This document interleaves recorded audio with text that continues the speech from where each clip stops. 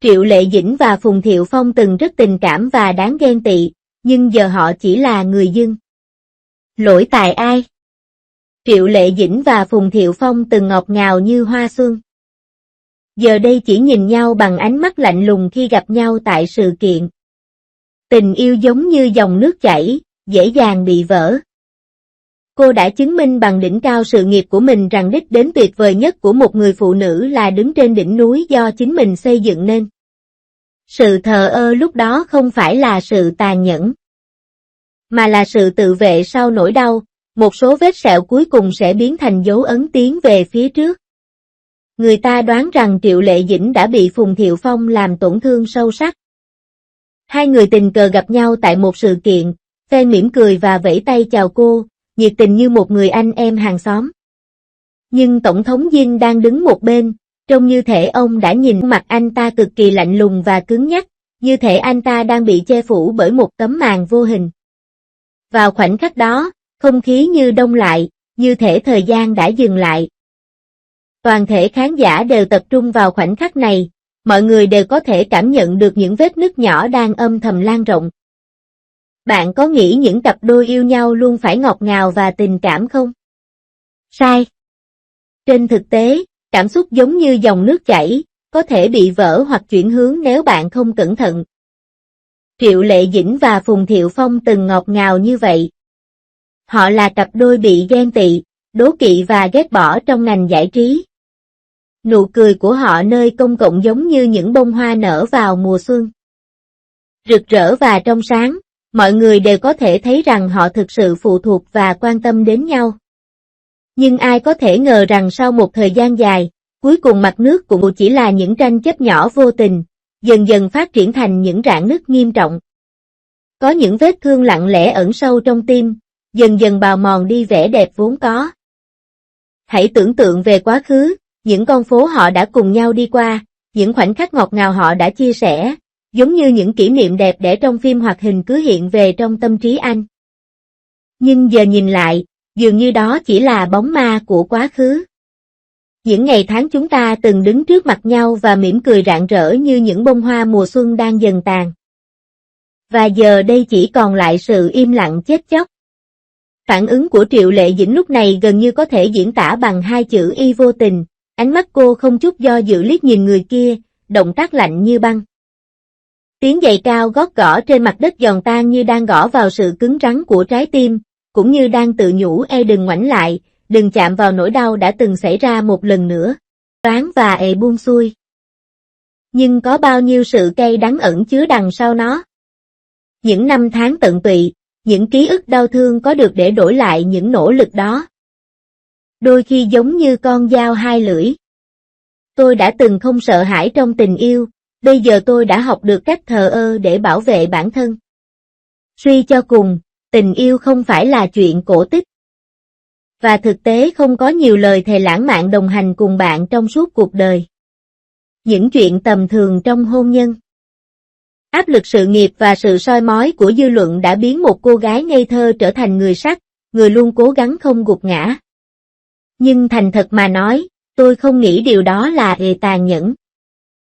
Rốt cuộc, có lẽ cô ấy chỉ đang dùng cách trưởng thành và bình tĩnh hơn để bảo vệ trái tim bị tổn thương của mình.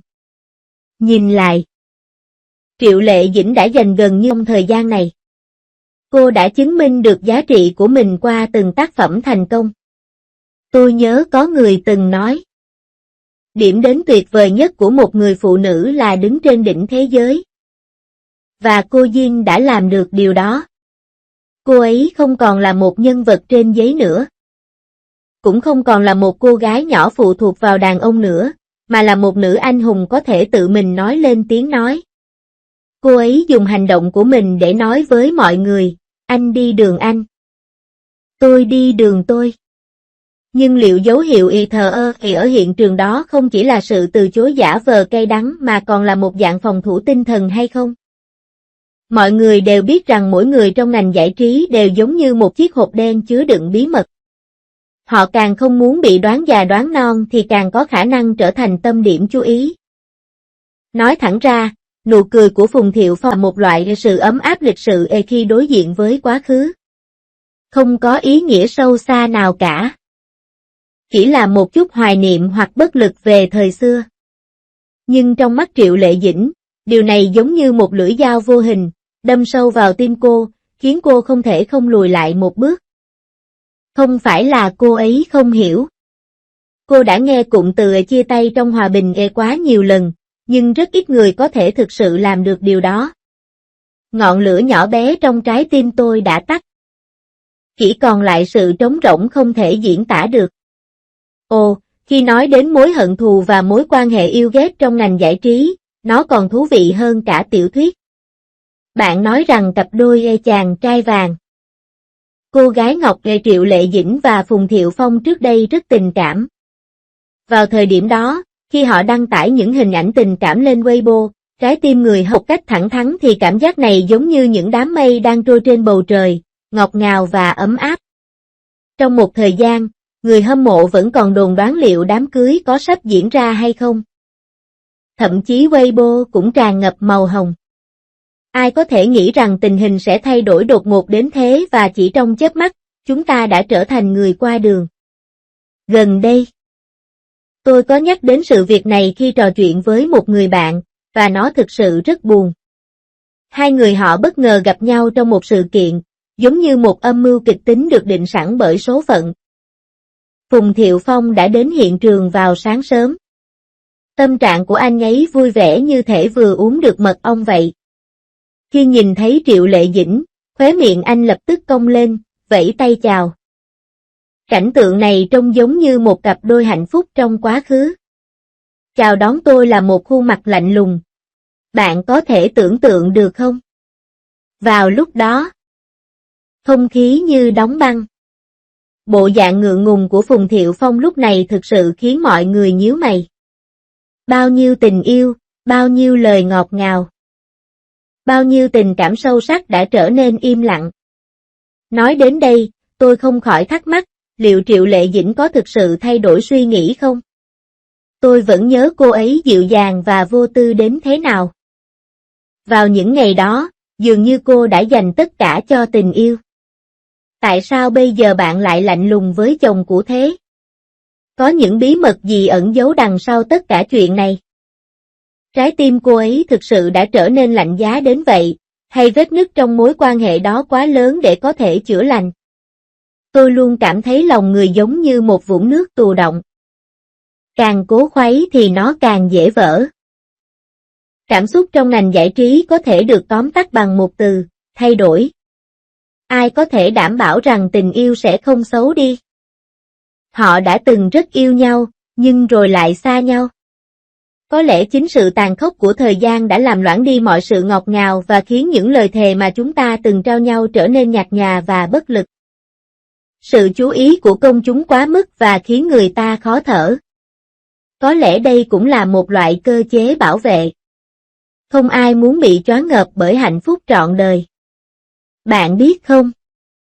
Tôi vẫn nhớ trong một bài phỏng vấn, Triệu Lệ Dĩnh từng nói, mối quan hệ là thứ không thể ép buộc.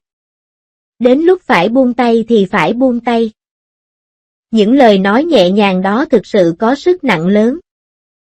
Lúc đó, có phải cô ấy ám chỉ rằng mình đã nhận ra điều gì đó trong lòng không?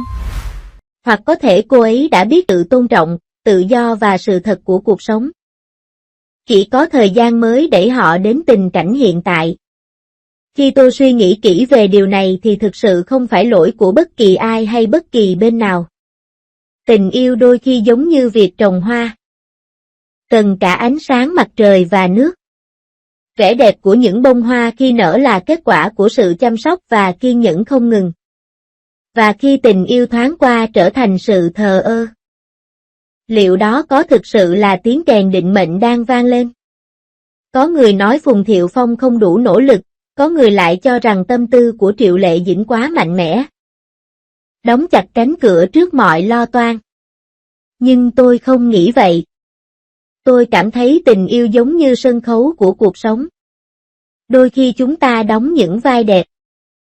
Đôi khi chúng ta giống như diễn viên đang biểu diễn một vở kịch, và nếu hai người đều nói rằng những câu chuyện trong lòng họ không còn giống nhau nữa, thì dù có nồng nhiệt đến đâu cũng sẽ trở thành sự thờ ơ. Chẳng trách có người nói rằng tình cảm giống như hai bàn tay, khi nắm chặt một bàn tay thì bàn tay kia trống rỗng. Thời gian là người phán đoán tốt nhất. Nó sẽ cho bạn biết sự chân thành của ai có thể giữ được ai. Hiện tại, Triệu Lệ Dĩnh và Phùng Thiệu Phong đứng ở hai góc riêng của mình, và thế giới dường như đang trở nên ngày càng phức tạp hơn. Đôi khi, một cái nhìn vô tình, một nụ cười, hay thậm chí là một cuộc gặp gỡ tình cờ cũng có thể khiến trái tim một người rung động. Phải chăng vai trò người qua đường hay đã trở nên sống động? Mọi người đều biết rằng một khi tình yêu đã tan vỡ, rất khó để hàn gắn lại như trước. Có lẽ, bản thân điều này chính là sự phát triển và chuyển đổi. Nhưng tôi luôn cảm thấy rằng bất kể ai đúng. Một số người nói rằng việc theo đuổi danh vọng, tiền tài và áp lực gia đình đã phá hủy sự ngọt ngào mà họ từng có. Những người khác lại nói rằng chính vì họ thay đổi suy nghĩ nên họ mới đi theo những hướng khác nhau. Không ai sai cả. Có lẽ điều sai trái chỉ là sự sắp đặt của thời gian và số phận. Như câu nói, tình yêu không phải là sự chiếm hữu mà là biết cách buông bỏ. Có lẽ đây là bài học khó nhất đối với người lớn. Tôi muốn nói rằng nhiều người ghen tị với sự ngọt ngào trong quá khứ của họ, trong khi những người khác lại hối tiếc về sự xa cách hiện tại. Cuộc sống là như vậy, liên tục dao động giữa được và mất. Không có hạnh phúc vĩnh cửu, cũng không có sự hối tiếc vĩnh cửu. Câu chuyện của Triệu Lệ Dĩnh và Phùng Thiệu Phong có thể chỉ là một ví dụ thu nhỏ trong rất nhiều câu chuyện tình yêu. Bạn nói đúng. Lực kéo của thời gian đã kéo hai người ngày càng xa nhau hơn. Trong chuyện tình cảm, không có đúng hay sai tuyệt đối, cũng không có một công thức chung nào. Trong những năm qua, Triệu Lệ Dĩnh đã trải qua quá nhiều thăng trầm, từ một vai phụ cho đến ngôi sao hàng đầu như hiện nay, mỗi bước đi của cô đều thấm đẫm máu. Cô ấy có bản tính kiên trì như vậy. Ngay cả những người kiên trì nhất cũng cảm thấy mệt mỏi. Sự thờ ơ của cô thực chất là điều cô học được từ những cơn bão, sử dụng cách lý trí và tỉnh táo nhất để bảo vệ bản thân. Mọi sự ấm áp và đau đớn mà cô đã trải qua đều trở thành dấu ấn cho sự tiến bộ của cô, sâu sắc và sống động. Đột nhiên, bạn có cảm thấy tình yêu trong ngành giải trí cũng giống như món ì gà cay, trông thì nóng hổi, hấp dẫn nhưng thực chất, nếu ăn quá nhiều, lưỡi sẽ bị tê. Dám yêu, dám ghét nhưng cũng dễ bị. Tâm trạng của Triệu Lệ Dĩnh cũng có thể là lời nhắc nhở bản thân, đừng để bản thân chìm sâu hơn vào vũng lầy, đứng lên lần nữa mới là điều quan trọng nhất. Sức mạnh của cô ấy không phải là sự bình tĩnh, mà là lòng dũng cảm để vẫn đứng vững sau khi trải qua đau đớn và khóc lóc. Bạn có nghĩ mối quan hệ này có thể được sửa chữa không? Có thể mọi thứ sẽ không bao giờ hoàn hảo như trước, nhưng dù tương lai có ra sao, cô ấy vẫn sẽ bảo vệ ánh sáng thuộc về mình theo cách riêng của mình. Suy cho cùng, tình yêu không phải là để hành hạ nhau mà là một thói quen của cuộc sống. Tôi hy vọng tất cả họ đều có thể tìm được người hiểu họ nhất, và tôi hy vọng rằng dù có khó khăn đến đâu, những tia lửa mà họ từng có sẽ không bao giờ tắt, mà chỉ chờ đợi tia sáng ban mai xuất hiện.